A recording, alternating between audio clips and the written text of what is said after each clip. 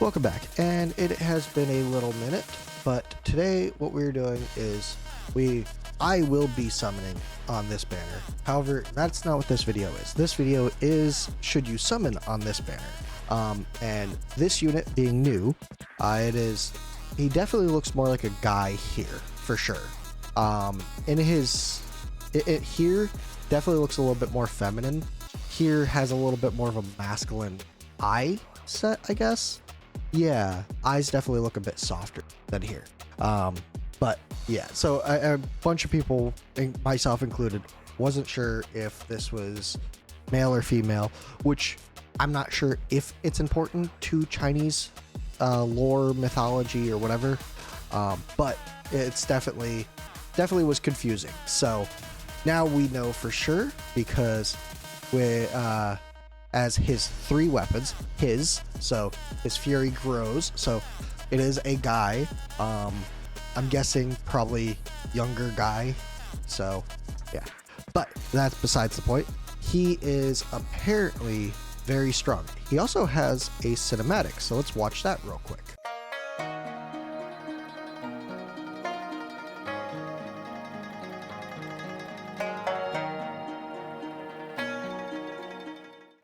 Alright, so this is, see, I always like animation like this. It reminds me of Samurai Jack. I don't know if anybody's ever really watched Samurai Jack from back in the day, but this definitely reminds me of the opening of Samurai Jack.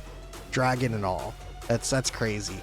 Now, I imagine this is similar to how Samurai Jack would have been made if it was Chinese driven cartoon rather than Japanese driven cartoon, because I'm pretty sure Samurai Jack was cartoon back in the day. It did come on Cartoon Network regularly, so I don't know. Argue your point in the comments below if you have a strong opinion about that. Either way, I enjoyed Samurai Jack, so but yeah, that was definitely a cool cinematic here. He's got a very unique range here. He also has the tags single target physical attacks, defense penetration, true damage, and strong CC. So let's do a quick rundown on his talent, then his skills. Before that, let's go ahead and look. He does have a 2 block like normal fighters do. He is a fighter with normal damage. His redeployment time is 60 seconds, same as most. Cost is 18, which is a little bit high. I'd be curious to see if there's anything that drops at any. 16k HP, 5k attack. Yeah, 2.6 second interval. Those are the main relevant stats, honestly. Fighters, you generally want to have them behind a tank for the most part, depending on the fighter. So, Ne Zha uses 3 weapons: Fire Tip Spear, Universe Ring, and Yin Yang Blade. So this, well, there's a spear, and he does have the blade, and the blade is a sword, and the ring are rings these rings actually. Let's see, he's got to have the sword somewhere. That's the sword there. The sword does not appear to be on his regular person. All right, so Fire Tip Spear deals 100% damage to 1 target and has a 20% chance to trigger 2 consecutive hits. During the ultimate, the chance to trigger the 2-hit combo increases by 50%, or increases to 50%, not by 50%. So it is 20% or 50% to do a 2-hit combo at the end of a regular attack with the Fire Tip Spear. Universe Ring deals 80% damage to 1 target and bounces 2 times. So kind of like Hatsu's attack. So that is interesting. Now, I don't know how this one performs, so that'd be interesting to see. And then Yin Yang Blade deals 200% single target damage to up to 5 enemy targets. If there's only one target, deals an extra 200% damage. So that would make him very strong against bosses. So each time he alternates weapons to attack, he gains 10% damage increase for 10 seconds, stacking up to 3 times, so up to 30%. I don't know how his weapon switch works, so hopefully we find that out. During the ultimate, basic attack has a 30% chance to use Yin Yang Blade. During the ultimate, the talent's damage increase is doubled. So this goes up to 60% instead of 30% if he switches fast enough. So, basic attack, when there's only one enemy in attack range, uses Fire Tip Spear, otherwise uses Universe Ring.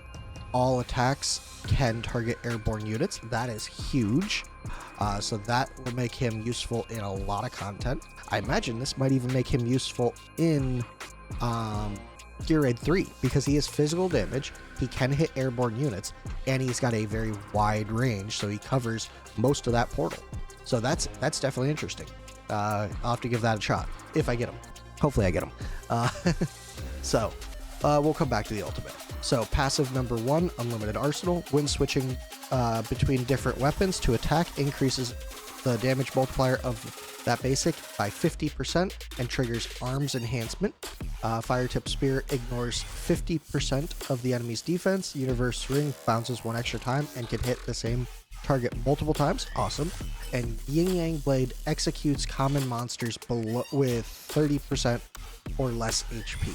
Awesome.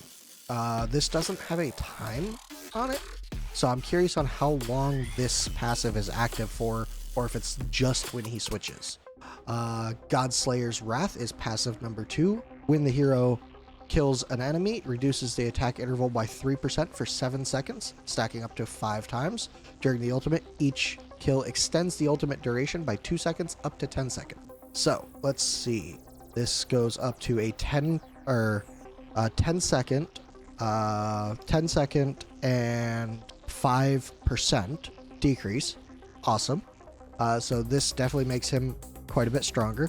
And he does have this other passive, which is a bond skill.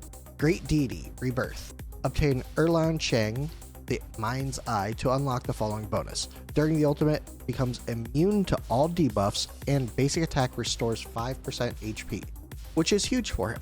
He definitely looks like he's going to be a strong ally to somebody like Wukong and Kigiri. I would like to get him. He is not a limited time unit, so eventually he will come around, but I'm hoping to get him when I do my summons. So real quick, let's look at the Awakenings, see if there's anything that reduces his cost. I do see why he is expensive. He is a strong unit. So A1, enhanced basic attack. The Universe Ring inflicts slow on the enemies, 75% slow for 3 seconds. That is huge. That is a huge slow. Okay, so that's a pretty good A1. Nothing that helps with boss content, but definitely helps with any AoE damage needed. So, because the Universal Ring is the AoE type damage. Alright, Awaken 2, 300 attack. Awesome. Puts him up to 5,300 attack. A3. This is normally a doozy, and it definitely looks like it. His ultimate is increased. I didn't go over his ultimate. I will go back to that here in just a moment. Sorry, I completely forgot about that. Actually, let's go back to it now since this affects it. So, ultimate, Red Lotus Revenge. When activated, it increases attack by 40%. That goes up to 60% and increases to 30 seconds. It does cost 900. It does go down to an 800 cost. Alright, so increases attack by 60% when fully skilled, expands attack range to create a whirlwind or wind fire whirl. Okay, so that is interesting here. Lasting for 30 seconds when fully skilled. When the ultimate ends, deals up to 300% AoE damage to up to 10 enemies in range based on the number of weapon switches performed during the ultimate. Okay, so let's see. He switches to that. He did... Okay, so I guess each attack just has a chance to switch targets or switch weapons. I'm not sure exactly how that works. We didn't really get a clear explanation on that. So definitely have to try him out. So let's see. During the ultimate, every 4 attacks by the hero deal an extra 200% damage, true damage up to 8 enemies within ultimate range, and inflicts a mark that lasts for 10 seconds on them. While the mark is active, direct damage dealt by the hero inflicts an extra 10% true damage Each enemy can only be marked one time per battle. Okay, so this during a boss fight would only happen once, but that is definitely powerful. A4 penetration as we expected. Now let's see what the A5 is. I'm gonna guess some sort of unyielding or increase to the weapon's switch skills. Upon death triggers Lotus Rebirth. This effect could have, yep, some sort of a unyielding, so to say. Revives after 8 seconds. During this period, enemies that enter within 2 tiles of Lotus for the first time are knocked back and inflicted with burning for 5 seconds and slowed by 75%. This effect can trigger up to 1 time per battle. Okay, so unyielding of type. So that is Ne Zha. He is definitely worth going for. I definitely recommend you pulling for him if you have the summons. I'm going to summon at least 1 legendary on this. Hopefully I get him. Numera is also on the banner. She is very good. She is on most of the top Abyss 1 fights, so that is definitely worth it. I only have 2 divines, so yeah. Let me know if you're going to be summoning for them, and I will have my summon video up probably later on today. Thanks for watching, and yeah, let me know what you think of this unit in the comments below. Thanks for watching. Bye.